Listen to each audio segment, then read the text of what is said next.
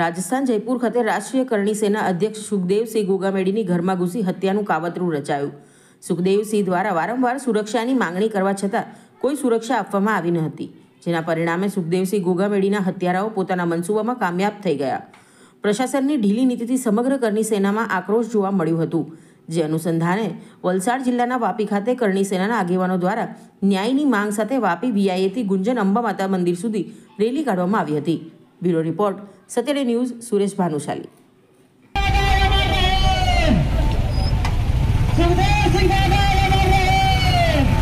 अपने प्रण को, अपने प्रॉमिस को, अपने वादे को तोड़ रहे हैं या युद्ध के मैदान से भाग रहे हैं।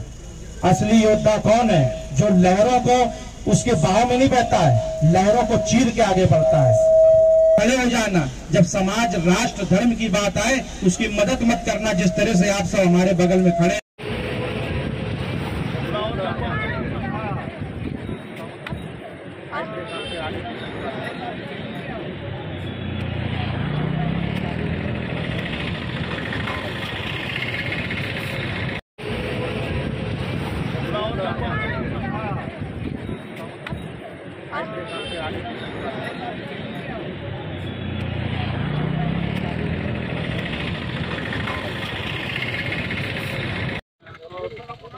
मेरा नाम सुमित प्रताप सिंह राणा है। मैं गुजरात प्रदेश प्रवक्ता हूँ करणी सेना भारत से। आज का जो आयोजन रखा गया और किस संदर्भ में रखा गया है? देखिए, करणी सेना भारत के जो हमारे प्रदेश प्रभारी माननीय अमित सिंह जी है, उनके नेतृत्व में, उनकी अध्यक्षता में ये कार्यक्रम रखा गया है। कार्यक्रम तो नहीं बोलूँगा कि बड़ा दुख होता है।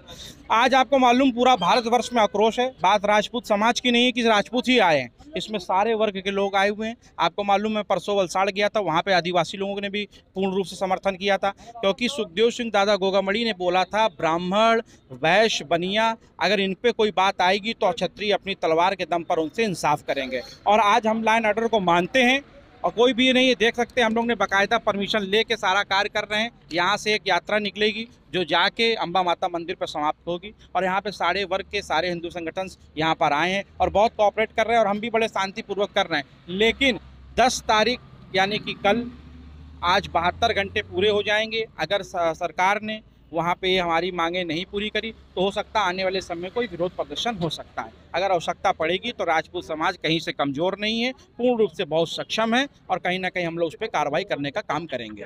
सर, कहा जाता है कि गोगामेडी सर ने सरकार से और यहाँ के जो पुलिस प्रशासन है उनसे सुरक्षा मांगी थी, लेकिन उनको नहीं। देखिए क्या है, पीछे में कराओ।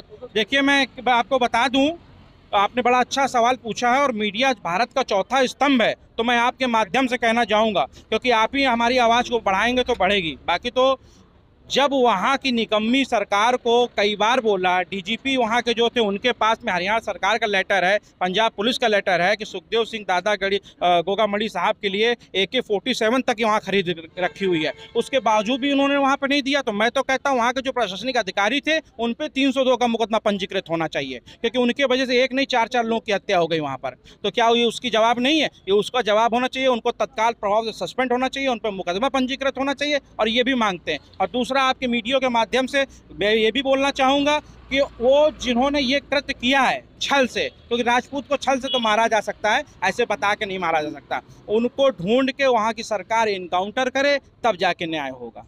और सर, सुखदेव जी गोगामेडी जी के ऑफिस पे अगर कोई मिलने जाता था तो वहाँ पे क्या जो सुरक्षा बल थे, तो क्या वहाँ पे जांच नहीं की जाती थी? जैसे कोई देखिए, मैं इस बात को, आपकी बात सही है, लेकिन मैं तो हूँ यहाँ पर, तो वहाँ का क्या सिस्टम था मुझे नहीं मालूम। लेकिन मैं भी मीडिया के माध्यम से, न्यूज़ के माध्यम से देख रहा हूँ कि बायोमेट्रिक लगा हुआ था, लोगों के रजिस्टर्स में नाम होते थे, लेकिन उनके जो 2 बॉडीगार्ड्स थे वो शायद उस दिन छुट्टी में थे, और चुनाव का टाइम था, उनके जितने भी आर्म्स थे, वेपन्स थे, वो चुनाव में आचार संहिता में आपको मालूम है, जैसे कि संविधान में लिखा हुआ, उनके असलहे वहाँ जमा हो जाते। तो कहीं ना कहीं उनको ऐसी भनक थी कि कहीं ना कहीं वो कमज़ोर पड़ेंगे। कमज़ोर मतलब कि कहीं ना कहीं उनको ये होगा कि आज वो अपनी इस जो उनका प्रोटोकॉल रहता है वो वहाँ पर नहीं है। इस वजह से उनको पूरा रैकी करके एक प्लान बना के बहुत सिस्टमैटिक से उन पर विश्वासघात किया गया है, जिसको राजपूत समाज या अन्य समाज जितने उनसे जुड़े हुए हैं वो कभी बर्दाश्त नहीं करेंगे और कभी बर्दाश्त नहीं करेंगे। आगे आपकी सरकार से क्या मांग है? देखिए, सरकार से तो पहली मांग तो यही है कि उनको अपराधियों को पकड़ के